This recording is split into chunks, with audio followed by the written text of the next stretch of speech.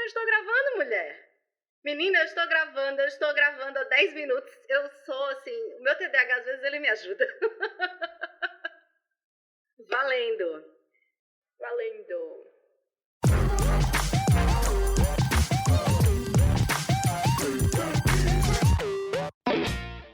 Olá, ouvinte do podcast Despautada! Hoje o episódio está especial. Eu gravei ao vivo com a Cíntia do Podcast na twitch.tv/despautada. A gravação rolou no dia 8 de junho, já pensando na publicação desse mês. Cíntia já esteve aqui conosco outras vezes. Se olhar lá nos 10 episódios, tem 2 em que a gente conversou sobre podcast e mídia livre. O episódio que está aqui foi editado, pra gente ficar bem à vontade e conversar lá pela live. Então, se você acompanhou lá, está ouvindo aqui, bônus de todas as inserções de áudio que não dá pra fazer ao vivo e também alguns cortes nos assuntos. Então, bora pra pauta? Então, estamos ao vivo com este episódio ao vivo do Despautada, este Despautada Live, que a Cíntia me obrigou a fazer, basicamente, porque ela sentou aqui, ela veio do Pará pra cá, chegou aqui, e senta aqui nesse sofá e assista a sua série, essa série, esteja algemada e só saia quando terminar. Exatamente assim, foi assim que eu cheguei. E voltou pro Pará, não ficou pra tomar uma cerveja, sabe? Eu achei errado. Mas então, estamos aqui, nesse episódio, pautado pela Cíntia, na primeira live. E eu queria cumprimentar a Ana, que está com a gente, e o Cid, que disse que vai acompanhar um pouquinho. E eu estou muito feliz por estarem aqui. Muito obrigada, me ajuda a ansiedade da pessoa que acha que vai ficar falando... Não sozinha, né? Porque tô eu e a Cíntia aqui, mas enfim. Então, Cíntia, se apresente para quem não te conhece ainda. Oi, gente, eu sou a Cíntia Pudim, eu produzo o Pudimcast, podcast mais gostoso da galáxia, e de vez em quando dá umas sumidas, mas estamos aí na atividade há quase 7 anos. E de vez em quando eu fazia live aqui pela Twitch, estou parada há um tempão, e fiquei pensando assim, que vontade de fazer live. Fernanda, vamos fazer uma live no teu canal pra falar de uma série que eu gosto? Vamos! E foi assim que chegamos aqui. Pois é, e aí ela me forçou a ver essa série horrível, péssima, isso na verdade é um Despautada não indica, certo? Até parece, me mandou mensagem, não, eu série amei essa série, tô chorando. Ai, agora é isso, né? Falo mesmo. Mas aí não, é uma série muito maravilhosa, muito gostosinha de ver. Eu que gosto muito de comida, então foi assim... o céu, porque foi um negócio de comida realmente que eu curti assistir, porque eu não curto esse reality show e tal. Que se chama Midnight Diner. E do que se trata? Você quer explicar, Cíntia? Então, o Midnight Diner é um restaurante que funciona da meia-noite até as 7 da manhã. É um restaurante fictício, né? É um drama, a série.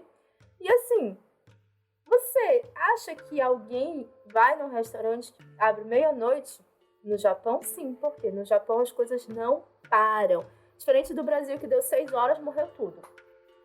E esse restaurante, ele é bem pequenininho, sabe? O equivalente a abrir um negócio na garagem de casa, tanto é que só tem um funcionário e ele só tem um item no cardápio. A gente pensa que não vai dar gente, né? Mas dá. Não dá muita gente, mas é o suficiente para lotar o lugar com muito amor e muitas histórias gostosas pra gente assistir. Foi bom, hein? Ai, sim. A melhor apresentação da série. Foi. Eu nem sei, não tenho nada a dizer. Eu acho que a gente vai pro trailer agora, né? Pra quem tá aqui ao vivo, pelo menos ter um visual do que se trata, porque... perfeito sem defeitos. お待ち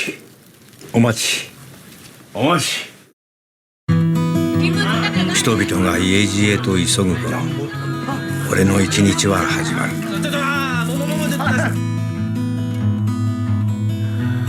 タンメン麺抜きねはいお待ち麺抜きいただきます。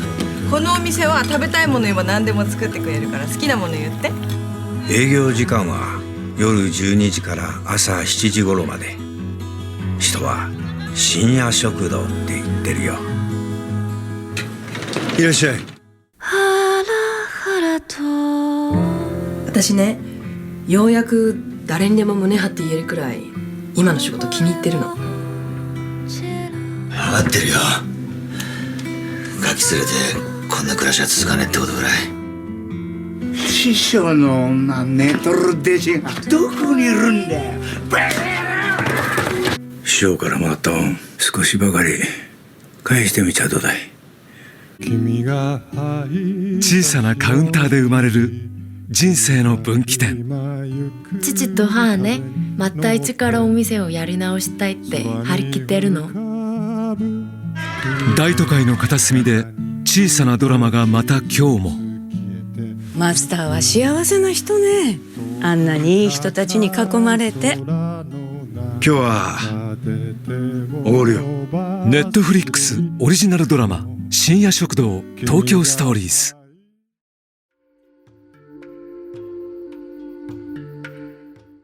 Essa série é muito amorzinho. É sim. Eu gosto muito, eu acho muito fofinha. Então, tá aí, né? Como esse original Netflix, pero no mucho. Original? Porque esse original... esse original não é tão original assim. Sabia? Não sabia? Então agora você tá sabendo. O que eu descobri fazendo minhas pesquisas. A Netflix não conseguiu comprar a licença das 3 primeiras temporadas da série que passa no canal japonês. Então ela tacou o subtítulo de Tokyo Stories, ou Histórias de Tóquio, e simplesmente produziu as 2 temporadas dela, que a primeira é de 2016, e eu espero que tenha mais temporadas, apesar de eu só ter visto a primeira até agora. Mas enfim, qualquer coisa a gente dá um jeitinho de ver as anteriores, né, pra matar a saudade. Eu já tô nessa fase da vida. Eu assisti as 2 temporadas na Netflix e agora eu voltei e tô assistindo a primeira. Eu parei de ver na primeira temporada do Tokyo Stories, porque senão eu ia querer ver o resto pra gravar, e eu resolvi que a primeira temporada é um ponto muito bom. Porque no meu entender, o primeiro livro de uma série, ou a primeira temporada de uma série de TV ou coisa assim, não são spoilers, são ambientações. Né? Então, não é spoiler, eu quero que seja dito. Se bem que nesse caso meio que é, porque cada história é uma crônica em separado, enfim. Mas esse é o meu ponto de vista, porque de vez em quando rola de eu querer dar um spoiler no podcast, eu tiro na edição, e, enfim. É difícil a vida da pessoa. Mas assim, nessa série não tem muito o que dar spoiler, porque são histórias muito fechadinhas. Uma ou outra se encontram ali, tu vês um personagem que aparece num episódio, e 2 episódios depois tu vai saber a vida dele. Então, mesmo assistindo só as duas temporadas que estão na Netflix, a 4ª e a 5ª, tu consegues entender a dinâmica que tem nesse lugar, né? Nesse restaurante que não tem nome. Eu acho que não tem nome o restaurante dele. É Midnight Diner mesmo. Não, tem não. É o restaurante da meia-noite mesmo.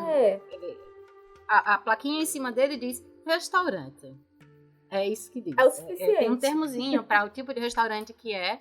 E é suficiente. E eu acho que isso é muito bom, porque uma coisa que eu senti, apesar de nunca ter estado no Japão, é que ele realmente tem uma atmosfera que eu vejo em muitas fotos, que eu acompanho um fotógrafo japonês, eu gosto muito da estética japonesa, eu vejo anime, enfim.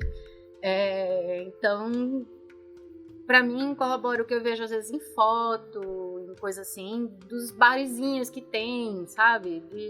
De coisas que você às vezes vê desenhada no anime, aí você vê na vida real, e aí quando você procura na internet, este restaurante específico não existe, mas existem 500 iguais a ele, que são meio que uma representação, né? Ele representa essa vibe de restaurantes que são desse jeito. E tem essa pegada meio... eu não sei se existe o nome em português pra isso, então eu vou falar em inglês, que é essa coisa do slice of life, né? Que é um recortezinho da vida e tem esse ritmozinho lento, gostoso e tal. Que inclusive, né, a gente tava falando de anime, porque a série é baseada num mangá. Eu fiz até um videozinho que tem algumas imagens da série, do mangá e tudo mais. Eu posso deixar passando aqui do lado rapidinho, que eu achei que ele ia ficar passando constantemente. E ele não ficou. Mas enfim, tem aí algumas imagens da série, vai ter do mangá também. E o sucesso foi tanto que teve a série japonesa, a série coreana, uma série chinesa que alterou tanto a parada que Nem parece. cancelaram na primeira temporada e ela não fez sucesso, Sério? pois é. E acabou tendo um filme chinês também. E eu senti, enquanto eu assistia, essa pegada completamente diferente da pegada ocidental, né? De fazer as coisas, que é, não sei, tudo muito rápido, muito conectado, tudo tem que ter absolutamente uma explicação. E o estilo japonês desse tipo de produção é bem diferente, né? Você vê que o ritmo mesmo é mais lento, tem esse espaço para o silêncio, tem a forma do corte. Eu acho que nos primeiros episódios eu senti mais uma diferença de como as cenas eram cortadas em comparação com coisas hollywoodianas. E aí, como eu falei, isso não vai ser estranho para quem gosta de anime Slice of Life. E uma coisa que eu gostei muito é que os atores têm cara de gente como a gente. Sim. Não é filme hollywoodiano. Eu fico imaginando se isso fosse feito nos Estados Unidos, a desgraça que nem ia ser. Primeiro que isso é essa gente novinha, bonitinha, cheia de botox. Lá não. A grande questão é que são pessoas de verdade. São pessoas que tu encontrarias num restaurante japonês ou não. Não são aquelas pessoas perfeitas, com vidas ilibadas. São pessoas comuns. Tanto é, e aí vai um spoiler, pra quem ainda não assistiu, aí não deixa de ser spoiler. Você tem uma moça, a Marilyn, que é stripper, digamos assim. Ela faz umas danças sensuais e tal. Só que assim, pelo menos 2 dos frequentadores assíduos do restaurante assistem os shows dela e são amigos dela. E aí tu pensa assim que ela vai ser uma menina toda bonitinha. Não, ela é uma pessoa super comum. Ela não é peituda, bunduda, etc. Ela tem um corpo normal. Mesmo assim, ela faz o maior sucesso lá no bar de striptease dela. E aí mostra que, apesar daquela vida, ela tem uma outra vida fora. Ela conhece pessoas, ela tem amigos, ela come, ela se alimenta no restaurante. Então, é muito gente como a gente. É muito alguém que você encontraria num bar por aí, ou num restaurante, né? Ah, sim. E uma coisa também que você falou, né, da stripper, eu acho que deve ser na segunda temporada, porque eu ainda não vi esse. Mas tem o cara que é ex-ator pornô, né? E o outro que joga... tem o outro que joga Mahjong lá. E assim, eu não sei como as coisas realmente são no Japão, porque algumas coisas me parece que em certas sociedades é algo muito pavoroso e em outro é muito ok. Mas eu gostei como tudo foi tratado de tipo, ok, é um trabalho como qualquer outro, é uma vida como qualquer outra. Esse episódio que apareceu até a cena no início, né, da mulher que não come os noodles na sopa dela.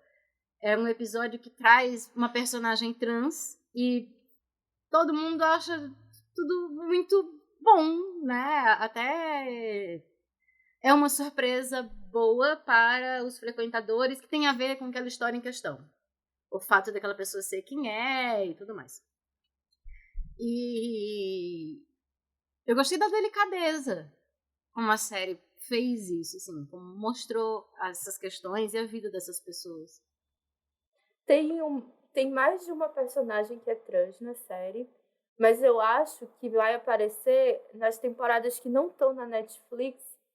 E aí aquele lance, tu vai ter que pegar cada camada de cada personagem, porque às vezes eles aparecem num episódio, levam 3 ou 4 episódios para aparecer de novo, e eles fazem referência à própria vida. Então tem uma piada específica de uma personagem que é trans, que tu não estavas esperando naquela hora, naquela série, que é uma série dramática, só que vem uma piada que é assim, te faz perder as estribeiras. E é uma personagem trans. E é maravilhosa e sim, é super natural. No Japão você vai ter a Okama, que seria a transexual, geralmente é gay. No caso tem uma Okama que é gay? Não, no caso seria hétero, já que ela é transexual. É meio confuso isso. Mas assim... Calma, ela é uma mulher que gosta de mulher. Não fica bem explícito qual é a história da Alcamar. Ela... Não, só pra saber se é uma pessoa que se identifica com o gênero feminino ou masculino. Porque a gente teve aula de identificar o nome certo para transexualidade. Assim. No episódio de Antônia. Aí eu vou reavivar aqui o conhecimento que Gabi passou pra frente. Então, não fica bem explícito se identifica como mulher. Não fica totalmente explícito. Mas assim, chama... Se eu não me engano, chama pelo nome feminino. E aí tem um momento que a gente sabe um pouco da história. Ela usa roupas comuns, já é uma pessoa de idade. E aí tem uma cena que ela dá em cima de um cara e ele não gosta, mas é tudo tratado com naturalidade. Tipo, e o cara pinta de mafioso, o Ryu. Então a gente acha que vai acontecer alguma coisa, sei lá, ele vai dar uma coça nela. Mas não, é tudo muito natural. Porque acaba que tem um grande círculo de amigos ali. Eles se encontram, eles conversam, eles aparecem lá depois da meia-noite.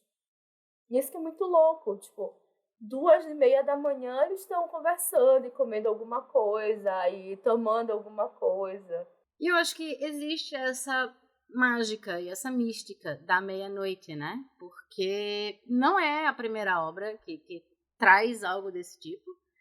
E, assim, da cultura pop eu consegui pensar em duas, que foi Meia-Noite em Paris, que é um filme, e Criaturas da Noite, que é uma graphic novel de Neil Gaiman. E, assim, as duas obras tratam a meia-noite como um véu. E várias religiões antigas ligadas à Terra, e, consequentemente, as religiões neopagãs, têm essa relação da meia-noite como se fosse um véu. E esse véu se abre e... Oi, Mowgli. Obrigada por estar aqui com a gente. E coisas mágicas, coisas que não aconteceriam durante o dia, passam a acontecer à meia-noite. E eu acho que esse restaurante fornece toda essa mística e essa atmosfera, mesmo não sendo um seriado mágico, de qualquer forma. Então, eu já tô no equivalente à terceira temporada, terceira, quarta e primeira. E aí vem uma interpretação maluca que eu comecei a fazer. Realmente tem essa mística da meia-noite e tudo mais. Eu já comecei a achar, em nenhum momento isso é dito na série, não é um lugar mágico, é um lugar comum, mas eu já comecei a achar que aquele lugar é tipo um purgatório, sabe? Que as pessoas vão, se encontram e elas enfrentam alguns traumas. E quase todos eles têm uma ligação com comida. Não que elas sejam traumatizadas com comida. Mas às vezes a esposa de um dos personagens que morreu gostava daquele prato específico. A garotinha que foi abandonada pelo pai gostava daquele prato específico. E aí a gente vê que os japoneses acabam tendo uma ligação muito maior com a comida do que a gente imaginava. Primeiro porque eles têm, claro, cada região vai ter seu prato típico. Mas eles tratam aquilo como se fosse um algo a mais. Tem todo o carinho para preparar a comida, a apresentação, a forma como a pessoa come e, principalmente, a ligação afetiva que eles têm com o passado, com aquele prato específico. Isso vai ficando claro em todos os episódios. Mas, assim, eles enfrentam uns dramas ali, uns traumas que às vezes cai um cisco no olho, sabe? Sim. Sim. Eu não cheguei numa parte ainda que tem traumas. Estava falando dos personagens que aparecem e depois voltam. Eu acabei de chegar na parte de que os personagens que estão lá parecem só, sei lá, habituês do restaurante, que toda noite você vai estar lá e eles vão estar lá também. Sabendo de todas as fofocas. Eu acho um hub de fofoca muito maravilhoso. Todo mundo sabe de todo mundo. Obrigada. Eu vi a primeira história de um deles sendo contado. Então, ele primeiro era uma pessoa que estava ali, aí depois não estava mais. Então, ficava, né, Tá, ok, é uma pessoa interessante de pano de fundo. Eu nem tinha expectativa de que contasse a história dessas pessoas. Até que começou a contar, eu fiquei toda feliz. É maravilhoso você ter uma expectativa Que é atendida. E ela ser atendida. Quando você nem criou. Você não criou, ela tá lá, é uma semente, mas você não criou e de repente ela floresceu. É muito bom. Ao longo da história a gente vai ver essas pessoas que são tão diversas. Você vai ter histórias comuns de pessoas que se separam e tal. E também tem umas histórias assim. Uma das frequentadoras era uma idol. No Japão, a idol seria a cantora pop, né? É uma idol que se aposentou e agora ela é uma atriz. Então, quando ela é reconhecida, ela deixa de ir ao restaurante, né? E aí depois, só que ela aparece lá em situações muito específicas. Então, quando essa situação ocorre, normalmente, ela volta. E, cara, assim, é sempre um tiro no escuro assistir os episódios, porque tu pode terminar muito feliz ou muito triste. Acontece. Tem alguns que vão bater, assim, forte no teu coração. Cíntia, não caia. Fica entre nós. Oi? Tem uma internet que tá muito ruim, eu não sei se é dela ou é minha.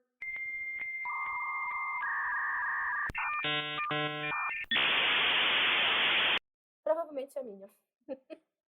Doutor. Sim, aí a gente tava falando dessa lanchonetezinha minúscula, né? E você tava falando de como você acha importante ter aquela frasezinha que o mestre diz no começo. Que ele explica como funciona a lanchonete dele. E quem for ouvir o podcast editado vai ouvir essa frasezinha lá bem bonitinha. E quem não ouviu, no final, eu passo aqui de novo o trailer. Uma coisa que eu vi quando eu estava pesquisando é como as pessoas gostam da abertura. E aí eu dei mais valor e atenção à abertura, olhar com olhares diferentes. Eu tinha achado muito legal, eu tinha comentado aqui com a Lei e tudo, sobre como era legal ver as ruas de Tóquio. Que todas as metrópoles, elas meio que se parecem, mas cada uma tem um gostinho especial.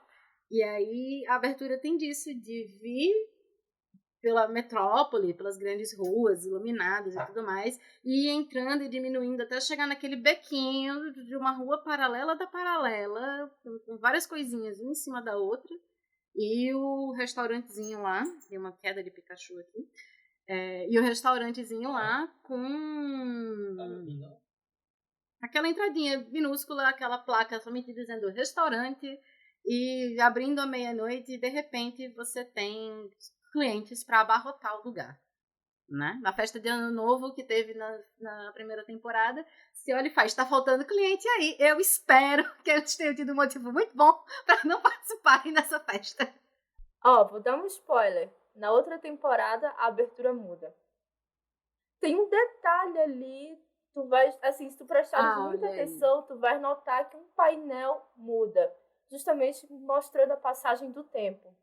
Que interessante. A cada temporada tu vai sentir pequenas mudanças, assim, pequenas mesmo. Como eu gosto muito da abertura e da música, em nenhum momento, em nenhum episódio eu pulei. É tão confortável, é tão gostosinha de ouvir. Eu também não pulei. E aí quando a gente vai olhando, a gente vê que tem mudanças. É muito boa. A trilha sonora da série é muito boa. É muito gostosinha de ouvir. Eu gosto muito daquela música. Teve uma pessoa no Reddit que falou que coloca a música como canção de ninar pra dormir.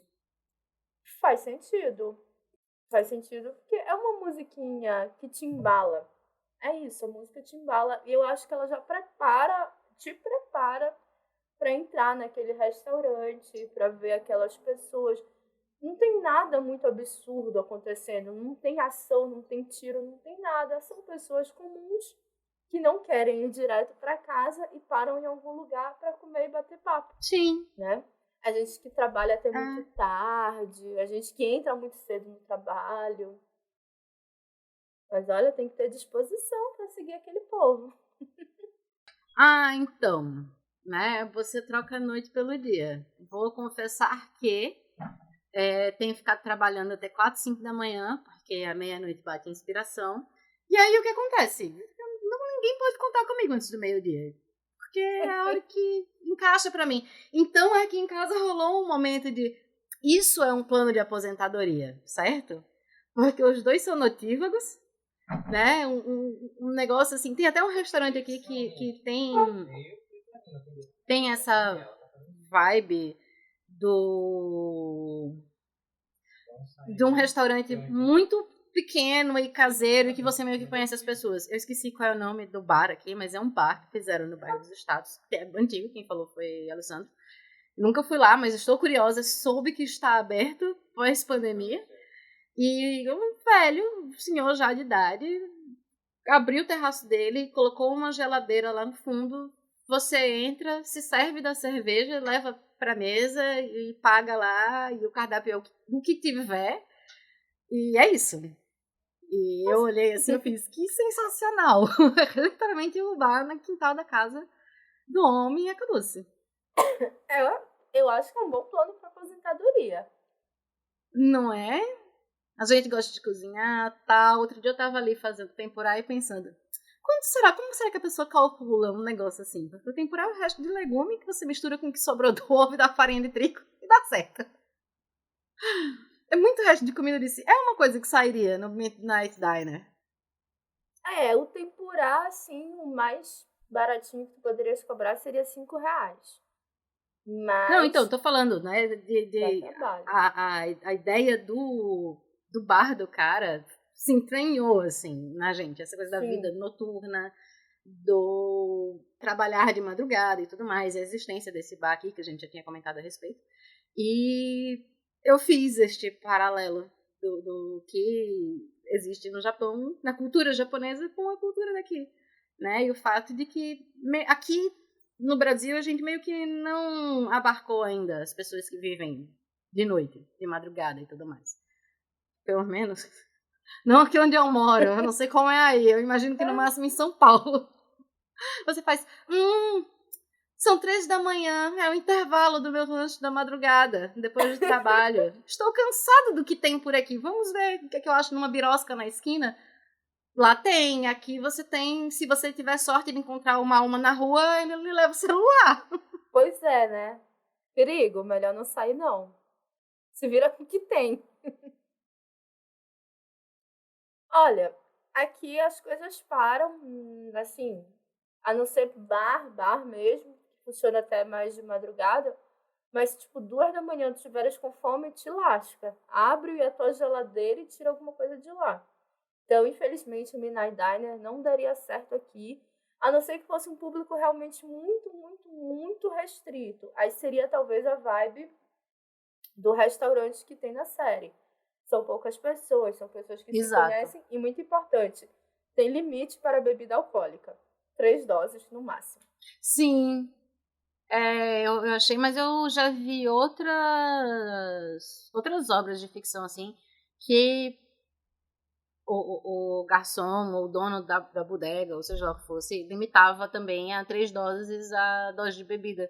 Não sei se é uma coisa cultural, não lembro se foi alguma coisa japonesa que eu assisti. E o tio Lau tá falando aqui de um fato aleatório. Ele ouviu em algum lugar que a palavra tempurá vem da palavra portuguesa temperatura. Eu não tinha ideia. Eu também não. Agora eu fiquei curiosa. Eu também. Bom, os portugueses colonizaram algumas cidades ali da China, né? Então, vai saber. Da China para o resto da Ásia. O tempurá que hoje conhecemos como parte da gastronomia mais popular do Japão teve origem num prato português, os peixinhos da horta. No Japão não havia o hábito de fazer pratos fritos, ao contrário de grande parte dos países do mundo. Embora vizinho da China, onde sempre existiram frituras, elas nunca fizeram parte da culinária japonesa. Inicialmente, o tempurá era tido como uma preparação de luxo, uma vez que o óleo era caro e apenas os mais ricos tinham acesso em quantidade suficiente para fritar. Já no período Edo, os japoneses passaram a ter acesso ao óleo vegetal e de gergelim, além de técnicas novas e mais baratas de produção. Então, na verdade, realmente existem algumas palavras que são parecidas, tanto no japonês, que são parecidas do japonês com o português. Não são muito comuns, então essa do tempurá, depois eu vou procurar, porque fiquei muito curiosa. E tempurá é um negócio que eu adoro. Eu vou procurar também, eu achei muito curioso, curti. Mas enfim, tava falando, né, do bar de lá, que me lembrou o bar daqui.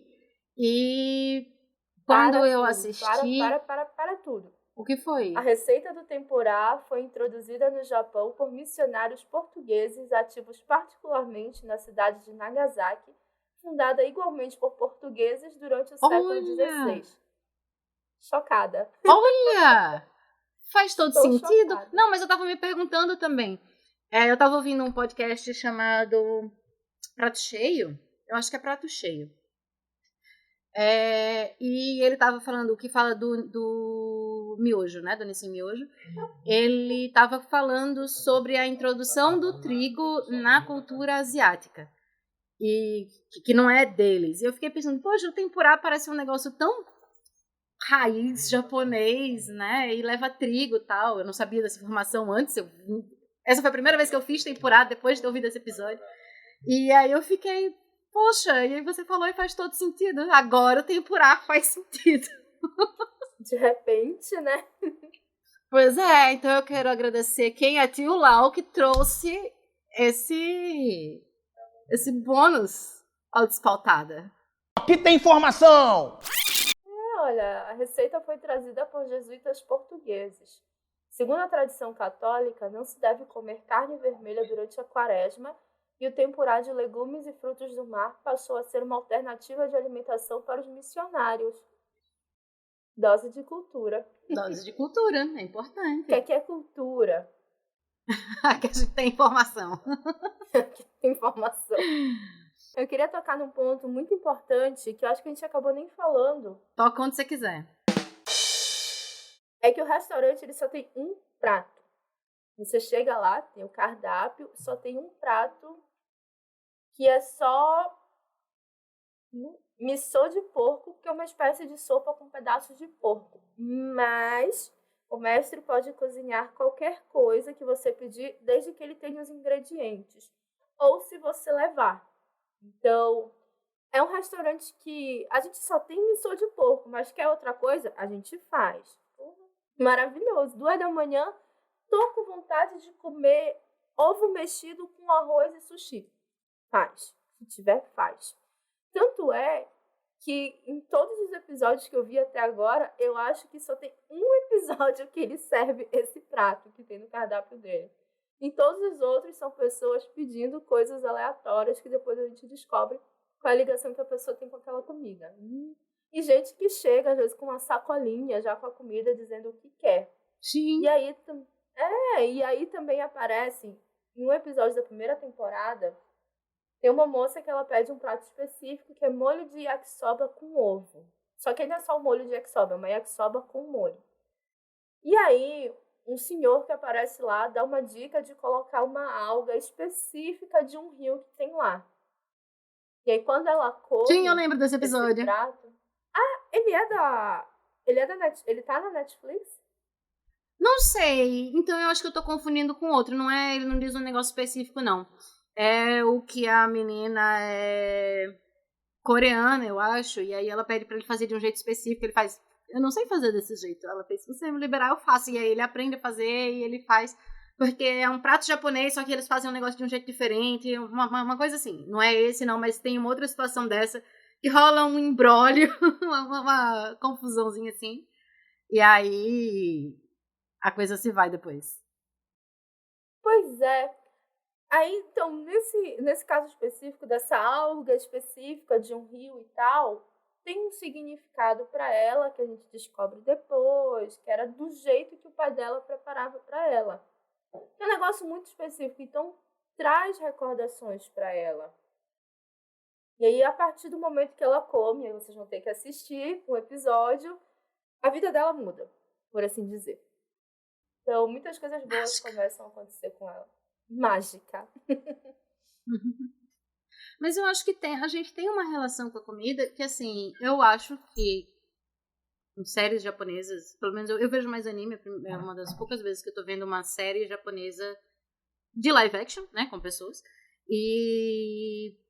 Mas eu vejo que o Japão, ele produz umas coisas assim com uma relação com a comida que dá um quentinho no coração, porque traz toda essa relevância que a gente tem da comida como uma coisa afetiva, uma coisa cultural, uma coisa de celebração, uma coisa de conexão com os outros, né? Porque a gente não come somente pra matar a fome, a gente come pra estar em comunhão com as pessoas que a gente gosta, pra matar a saudade da mãe, da avó. Pô, eu consegui fazer um chocolate quente igual o da minha avó outro dia. É só o que eu como na TPM agora. Porque é a comida que minha avó fazia. Pois é, a gente vê muito isso na série, muito mesmo. Ó, Tio Lau é o expert do Midnight Diner. Ele disse que... Léo Mogli disse que tá na Netflix o episódio. E Tio Lau deu o nome do episódio. Que eu não vou falar, porque eu não sei falar japonês. Então, eu não vou cometer esse assassinato. Não vou nem tentar. Coitado do idioma, vem aqui dar na minha cara. Mas enfim, fiquei com a sensação de que sentar numa birosquinha no Japão pra tomar cerveja, saquê e comer esse prato que você tem aí, porque afinal de contas eu não sei ler, eu vou torcer pra dar sorte. Se eu soubesse que você tinha batata palha frita, talvez eu tivesse pedido, mas não, parece muito gostosinha a sopa lá. Mas fiquei com essa sensação de que é isso mesmo. Sentar numa birosquinha anônima japonesa e ver as pessoas ao redor, locais, comendo, é isso. Aí, olha, eu quero puxar um parêntese aqui. Depois dessa série, eu assisti uma série chamada Samurai Gourmet, que tem um pouco dessa vibe. Mostra, de novo, a ligação dos japoneses com a comida. Só que, assim, é uma história completamente diferente. É um senhor que ele tem 60 anos, ele acabou de se aposentar, então, tipo, parece que a vida dele parou. O que ele vai fazer da vida? Então, ele começa a explorar restaurantes perto de onde ele mora. Porque, como ele trabalhou a vida inteira, ele não conseguiu aproveitar. Então, ele descobre o prazer de tomar uma cerveja na hora do almoço. Só que, assim, aí ele começa, não, mas se eu começar a beber agora, na hora do almoço, vão achar que eu sou um vagabundo, que eu não quero nada, que não sei o quê. E ele começa a imaginar um samurai que não liga para essas coisas. Então, o samurai entra no lugar, bebe e não sei o que e tal, e ele começa a se espelhar naquilo. Então, a gente vai vendo também que o próprio, eu não vou lembrar o nome dele, mas o próprio personagem principal, ele tem também essa ligação com a comida.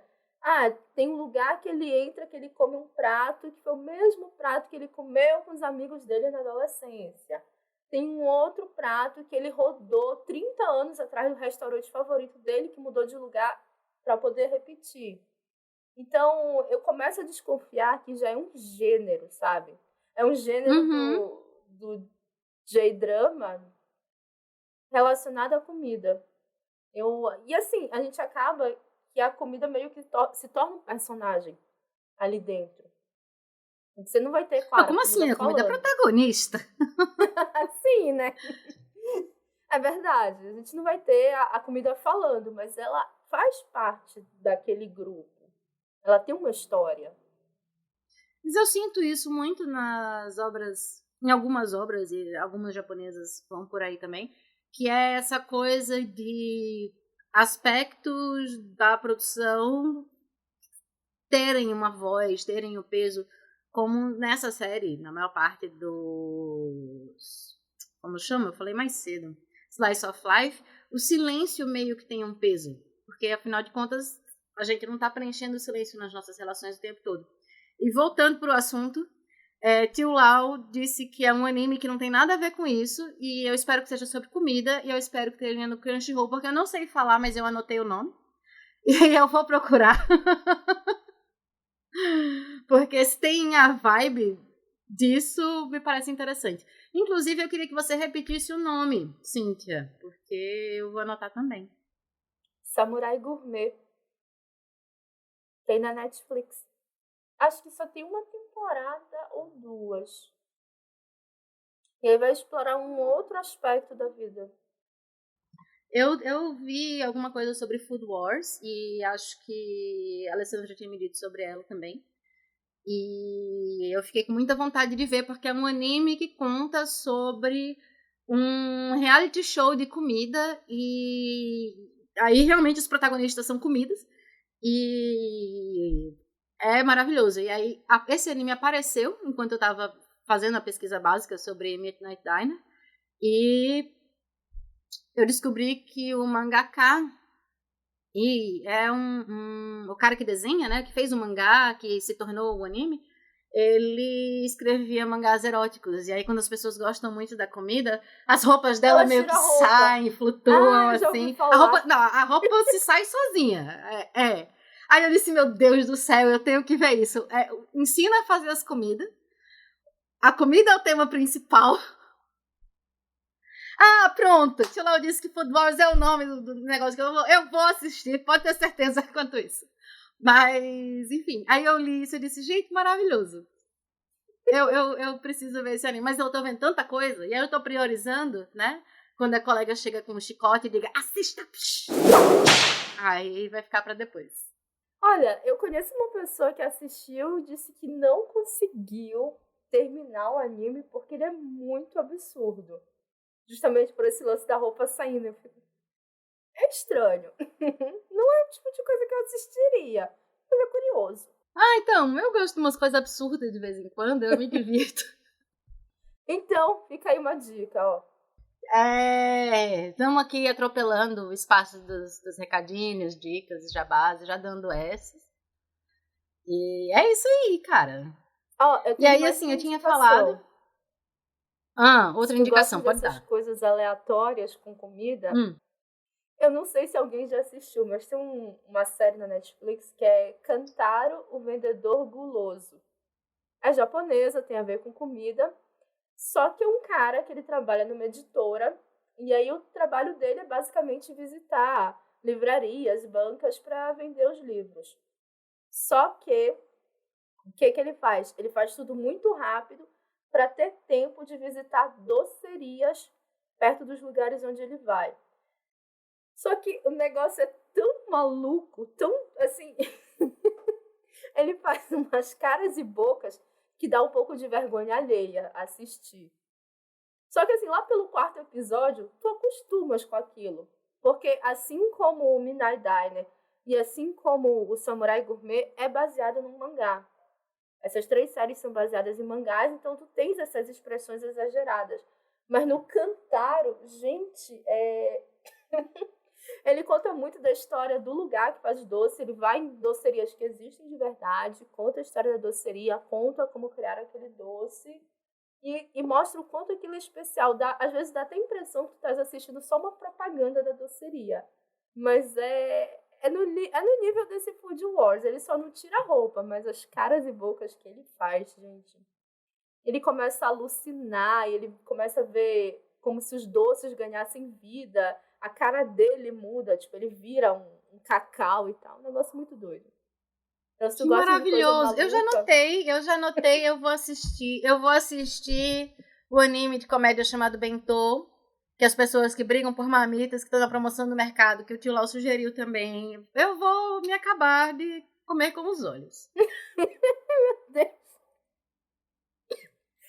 Até me entalei. Eu nunca assisti anime de comida. E eu acho que eu vou adorar essa, porque eu sou a maluca do doce. Eu tenho um livro ali, quando a Cossack Knife ia fechar e tava tudo muito barato, eu comprei um livro, que tá onde, meu Deus? Tá ali, chamado 1000 Folhas. Ele tem a história de doces ao redor do mundo. E é isso, é um livro lindo, mas tá muito alto, e acabei de ficar sozinha aqui, então eu não tenho como pedir pra alguém buscar pra mim. Mas amo doces, acho que ele está correto. Quando eu viajava com meus pais, a minha tradição com minha mãe era a gente sair de sorveteria em sorveteria que parecesse legal pra gente, provando o sorvete do lugar. Então, se a gente passasse por uma sorveteria, a gente parava e tomava sorvete. E teve uma vez que a gente estava num lugar, numa praça, a gente viu uma sorveteria bem bonita. Aí a gente entrou lá e tomou o sorvete e a gente achava que as bolas iam vir pequenas. E as bolas eram uns negócios gigantescos, assim. As bolas de sorvete. Aí cada uma pediu 2 bolas com casquinha. Saiu espantufada. Saiu assim. Sabe? Aí a gente andou um pouquinho. E tinha uma outra sorveteria igualmente maravilhosa, com sorvetes muito diferentes. A gente entrou lá pra tomar mais sorvete. Porque tinha que conhecer, a gente nunca mais vai voltar no lugar. Porque tem outros lugares pra conhecer, a gente tem que sair conhecendo sorvetes. Eu não tinha intolerância à lactose na época, bom demais. Ganhou por causa disso, né? Bem pago. Aproveitei todas as minhas enzimas. Tem uma coisa que eu não falei sobre o Kantaro. Por que ele visita essas docerias? Ele é um blogueiro famoso que escreve sobre doces, mas é anônimo. Então ninguém sabe quem ele é. Mas dá a entender que o blog dele é bem famosinho. É o Cavaleiro dos Doces. Então ele vai nessa tua vibe aí. Ele vai, experimenta. Ele faz a pesquisa sobre o lugar, vê qual é o doce. Então quando ele chega lá, ele já sabe tudo do lugar. E aí depois ele vai e escreve no blog dele para todo mundo que quiser conhecer. Ai, maravilhoso. Achei contemporânea. Também. É com certeza um negócio que eu vou assistir. Nem se preocupe. Acho que deveria ter um espaço e dê uma moeda para a sua barda. Você acabou de criar esse espaço.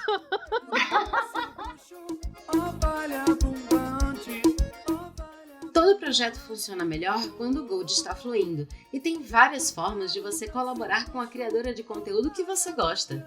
Dá para escolher se quer ir no Apoia-se ou no PicPay para assinar, e os níveis são iguais em ambos. Dá para colaborar com assinaturas de R$1, 5, 10 ou 20. Então, anota o seu preferido. apoia.se/despautada ou picpay.me/despautada. O Gold não tá fluindo muito, mas de vez em quando aparece uma grana e você quer compartilhar, finalmente você pode fazer um Pix. É só mandar seu trocado para despautada@gmail.com. Fernanda, o Gold não está fluindo mesmo. Tem outra coisa que você pode fazer e consome 0 golpinhos. Você pode compartilhar o Despautada. Você pode mandar o episódio para as amigas, para as inimigas, seguir nas redes, compartilhar os novos episódios. Também dá para dar 5 estrelas na iTunes, no Spotify, na Amazon Music e também em outras plataformas. Tudo isso ajuda a manter o Despautada no ar. Por mais trocados fluindo nas nossas carteiras, e vamos voltar ao episódio. Aí a gente falou, né? Eu coloquei aqui na minha pauta sobre a delicadeza de abordar temas polêmicos e até pouco aceitos, como a sexualidade. E por mais assim, no Japão tem até nomeações para gêneros diferentes, né? Você falou de um que me pareceu algo muito, me pareceu algo muito particular japonês, apesar de eu não saber exatamente sobre o que se trata. Mas também existe um lado do Japão que não aceita muito bem essas coisas, né? E esses papéis são marginalizados e tudo mais. E tá certo, é uma birosquinha onde todo mundo se conhece, onde ninguém vai recriminar um ao outro, né? Tem várias situações, né? O cara que joga mahjong de madrugada com o filho fica lá enquanto não resolve a situação, ninguém julga o cara. E é uma sociedade completamente diferente da nossa, né? Que aqui o filho ficaria com a mãe e lá o filho meio que pertence ao pai. E é uma parte da cultura asiática isso. Teve um outro livro que eu li, Cinderela Chinesa, que trazia isso também. Aí eu dei uma pesquisadinha a respeito. A gente já deu um monte de indicação de anime com comida e de anime de comida e série japonesa com comida, porque os japoneses eles estão certos nessa relação fantástica com a comida que eles têm, apesar de eles terem um negócio muito sintético e muito maluco. Mas tanto que fruta lá é um presente, você vai visitar as pessoas que você aqui no Brasil daria flores, você dá frutas. Você chega no supermercado, tem as caixinhas de fruta com as frutinhas todas bonitinhas, enfeitadinhas, pra você levar de presente pra sua namorada, pra sua mãe, pra seu namorado, pra pessoa que acabou de ter um bebê. Gente, que bonito, que legal, que saudável. Saudável? Pois é. Uma coisa, eu gosto muito de você, tome um melão, ele tá bem docinho. Olha, agora que eu parei pra pensar, acabou de ressignificar toda a minha vida, porque a mamãe tem 2 amigas que são descendentes de japonesas, que já moram muito... Elas nasceram aqui, mas as mães delas nasceram no Japão. Então, as 2 têm fazendas, uma trabalha com produtos alimentícios e toda vez que ela vai visitar a mamãe, ela leva fruta de lá. Agora eu tô pensando melhor nisso. Foi assim que eu provei pitaia. Nunca tinha provado pitaia. Ai, pitaia é muito gostosinho. Mangostão. Eu gosto de pitaia. Pitaia, inclusive, é o nome da minha personagem de Skyrim. Eu normalmente estou aqui às quintas-feiras, jogando com uma Catfolk Barbária, uma Khajiit Barbária. Deu certo, sim. Eu sei que não é uma raça de Barbarian, mas deu certo, sim. Então eu tô aqui na Twitch. Eu comecei semana passada, né? Mas toda quinta-feira de noite, jogando pelo menos uma missãozinha com Pitaia. Minha Khajiit Bárbara, com muito ódio no coração. E ainda assim um espaço muito grande na sua casa, porque a minha frustração é que você só pode adotar 2 crianças e tem muito órfão de guerra em Skyrim. E eu gostaria de dar um lar para todos eles. Ok. Mas eu acho muito gostoso Pitaia. Certinho. E aqui... Tá jogando certinho esse jogo. Ué, mundo aberto, minha filha. Eu tô muito revoltada, na verdade. Porque diz que é mundo aberto, mas você só pode ou não se aliar a ninguém, ou se aliar aos nórdicos, ou se aliar ao Império. E quem eu queria me aliar são aos Forsworn. Por quê? Qual é a história? Os nórdicos estão putos porque o Império tá querendo tomar a terra deles e tá querendo privá-los do seu culto, né? A Talos, ao deus dos nórdicos e tal. Foi um humano que acendeu a Deus para eles.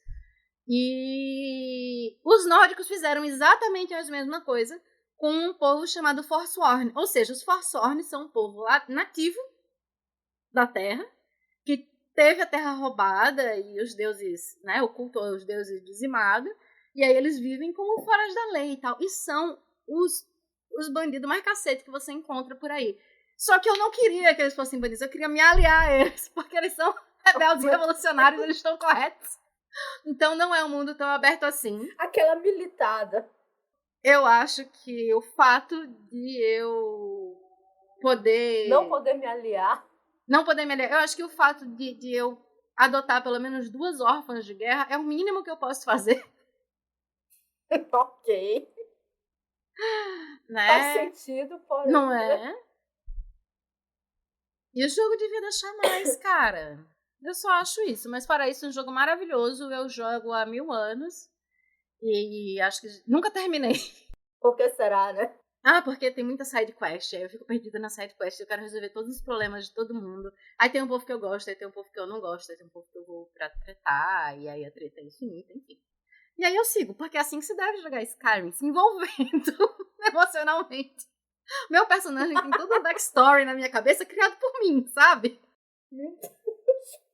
Eu não vou julgar porque eu já joguei RPG. Então. Não se pode jogar RPG nesse canal, certo? Eu vou até voltar aqui pra série. Pro último ponto que eu tinha anotado, que era Itadakimasu. Que sempre na legenda vem como bom apetite, ou alguma coisa assim, ou aqui está. E não é bem isso, né? Tem todo um conceito diferente. E eu gostei de como cada personagem me fez sentir o conceito de Itadakimasu, que um amigo meu me explicou uma vez num restaurante japonês.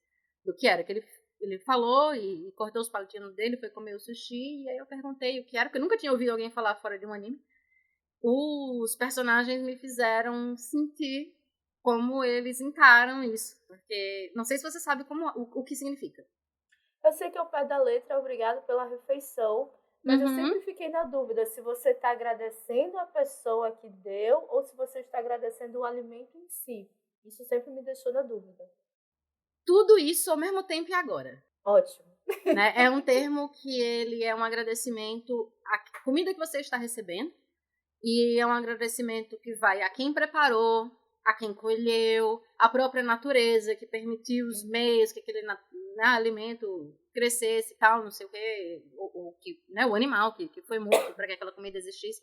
Então é aquele momento de respeito pela comida e pelo processo que ela viveu. E eu acho muito interessante que o Japão tenha um termo para isso. E acho que explica muito da relação dele com a comida, né? Porque eu imagino, tem personagens que fala e você sente um peso baixar primeiro. Ator da porra.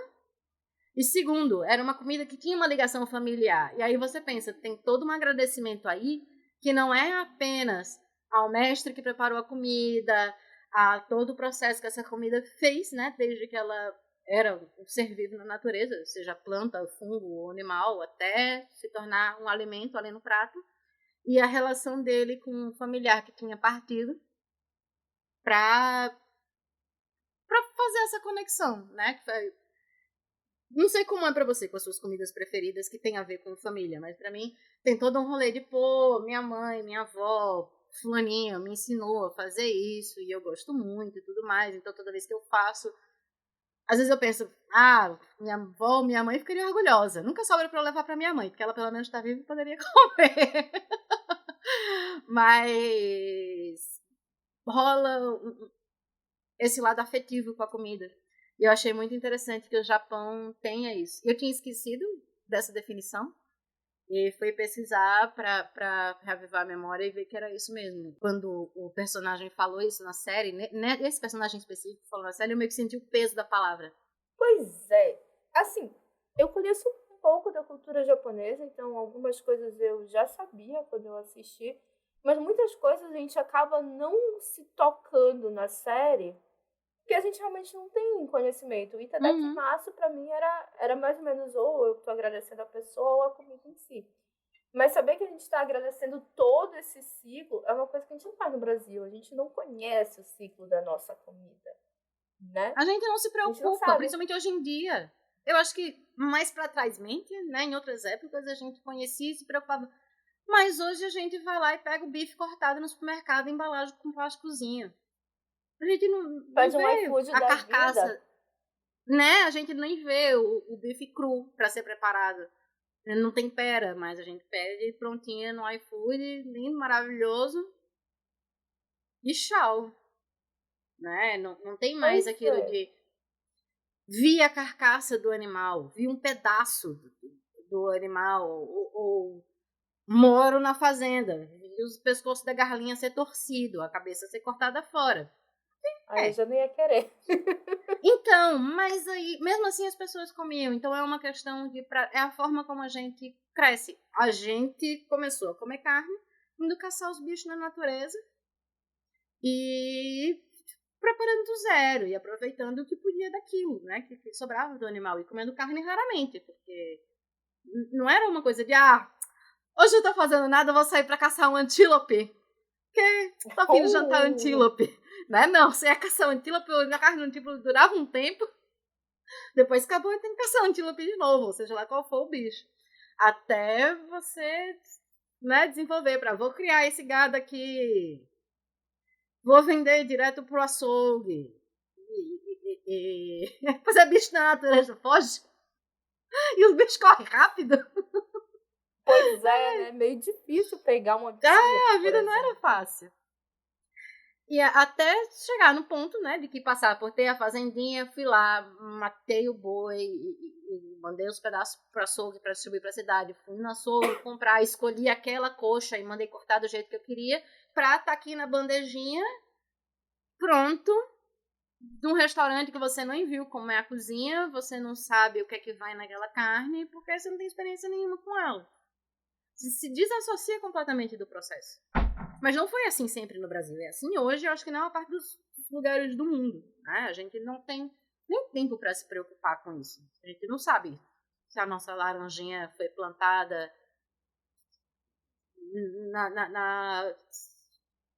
na coisa certa, no período certo, e é livre de agrotóxicos e não sei o que mais lá. Não, a gente recebe as laranjas aqui, às vezes, descascadas no plástico. Aqui não tem muito, ainda bem, que a laranja ainda vem na casca, é uma coisa mais in natura. Mas você não tem a relação de descascar a laranja mais. Eu já vi umas fotos disso e eu fiquei assim, tipo, a banana descascada. Cara, não faz nem sentido. Primeiro que vai estragar isso.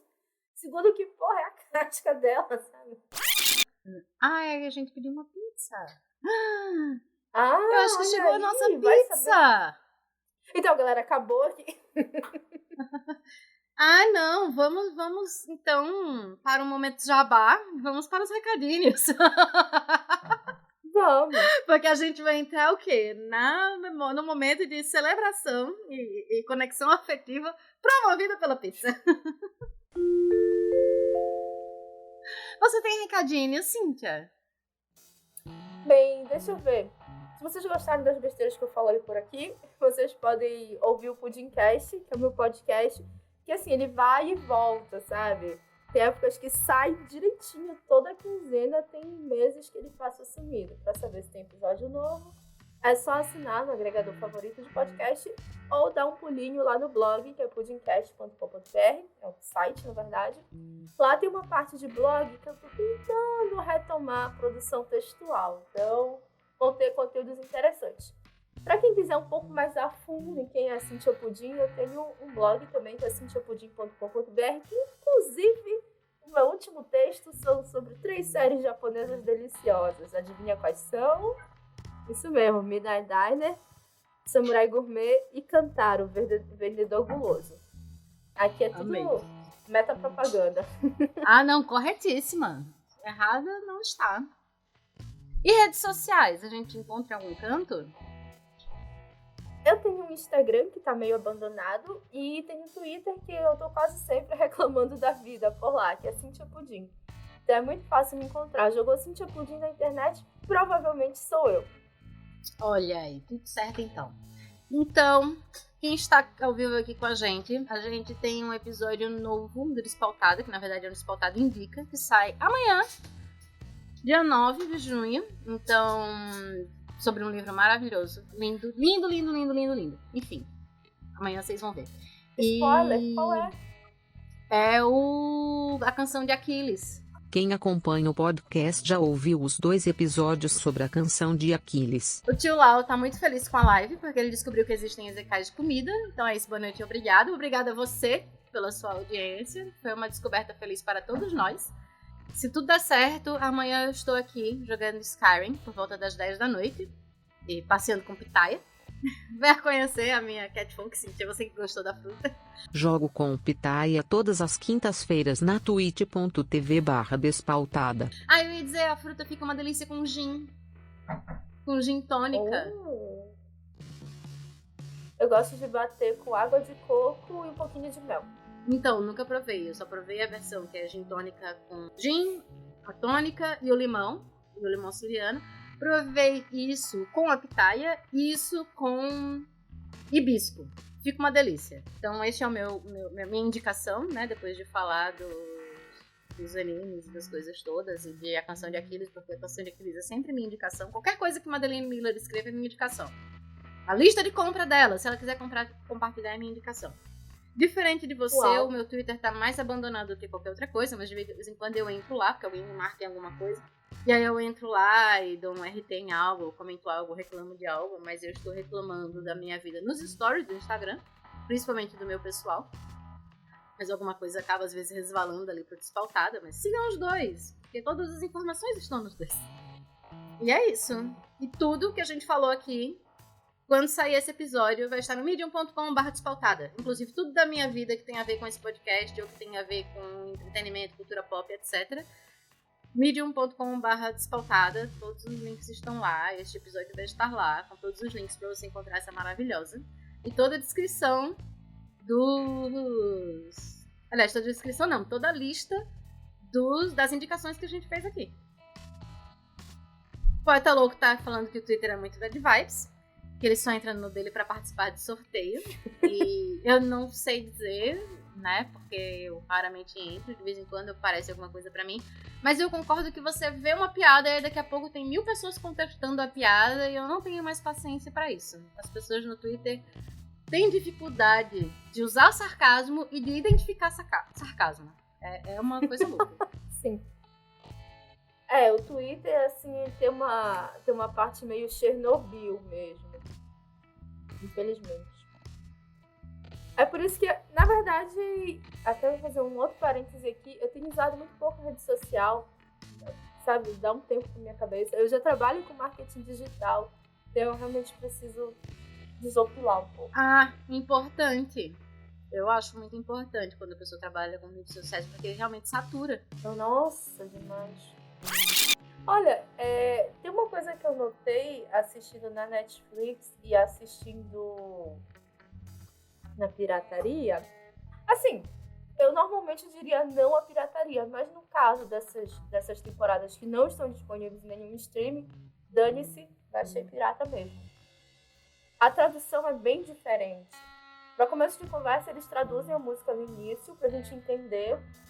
E tem muita explicação que não tem na Netflix. E tem muitas legendas que são diferentes. E não só nessa série. Eu notei que no Samurai Gourmet tinha diferença de um episódio pro outro, como se fosse outra pessoa traduzindo. Então, nesse ponto, eu acho que a galera da pirataria tá fazendo um trabalho bem melhor, hein? Fica a dica, Netflix. Te cuida. Ai, às vezes eu tenho uma sensação com as legendas também, que eu olho e faço... não foi isso que ele disse. É verdade, acontece. Sabe, tem esses momentos. Esse próprio Itadakimasu mesmo, que não tem como traduzir, né? Fica como bom apetite ou não sei o quê. Enfim, as pessoas que se virem pra legendar Itadakimasu e saudade, e é isso. O tio Lau tá dizendo que conteúdo japonês é melhor traduzido por fansub do que pelos meios oficiais, e eu concordo. Toda vez que eu vejo esse tipo de coisa, eu acho também, as coisinhas caídas do caminhão costumam ser mais condizentes com o que tá acontecendo, né? Eu acho que tem um cuidado maior. E eu quero agradecer a todo mundo que esteve aqui com a gente. Todo mundo que participou da nossa primeira live, nossa primeira Despautada live. E quero te agradecer, Cíntia, por vir indicar essa série, por sugerir esse programa e querer participar. Eu tenho um cachorro aqui que ele está hipnotizando a pizza já, né? É isso que está acontecendo nessa casa. Então, vocês encontram a gente nas redes sociais. Qualquer canto que você procurar a Cíntia Pudim, vocês vão achar esta mulher maravilhosa. E eu não duvido nada que o Crunchyroll estivesse roubando legenda de fansub, porque tem umas coisas que realmente parecem. Polêmicas! A gente volta com um anime pra outra Despautada live, pra mais polêmicas. Então um beijo, gente. Tchau, tchau. Tchau, gente. Obrigada. Gostou desse episódio? Então compartilhe com a hashtag Mulheres Podcasters. A tag Mulheres Podcasters é uma iniciativa do podcast .g para divulgar e promover podcasts feitos por mulheres. Siga a hashtag no Twitter e no Instagram e conheça outros podcasts maravilhosos feitos por mulheres. Agora, Tânia, eu agradeço, mas eu vou me embora. Beijo pra vocês.